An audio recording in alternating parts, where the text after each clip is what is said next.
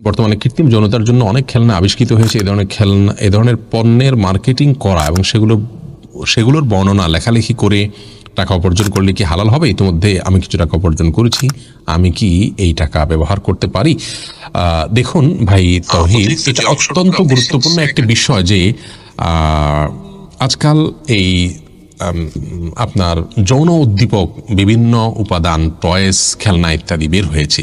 এগুলো বিক্রি করা, বিপণন করা, এগুলোর বিবরণ লেখার কথা আপনি যেটি বলেছেন সেটা নিশ্চয়ই যৌন সুড়সুড়ি জাগানো এবং এই সমস্ত টয়েসগুলো কেনার জন্য মানুষকে উৎসাহী করার উদ্দেশ্যে।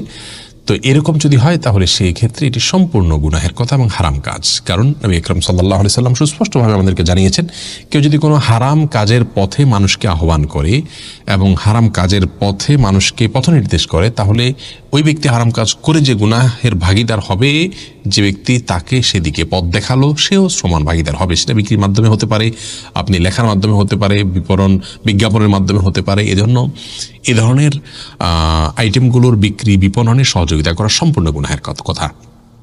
আল্লাহ রাব্বুল আলামিন ঈমানদারদেরকে তাদের যৌন চাহিদা মেটাবার একমাত্র উপায় হিসেবে যেটি বলেছেন তা হলো বিবাহিত স্ত্রী অথবা আও মালাকাত আইমানুকুম কোরআনে কারিমে আল্লাহ বলেছেন। এর বাইরে আপনি যে কোনো উপায় আপনার জন্য চাহিদাকে চরিতার্থ করবেন, সেটা হস্তমৈথুন হোক, সেটা কোনো খেলনা ইত্যাদির মাধ্যমে হোক, সম্পূর্ণ হারাম। যার কারণে এই ধরনের খেলনার ক্রয় বিক্রয় এবং এগুলোর বিপণন জায়েজ নেই।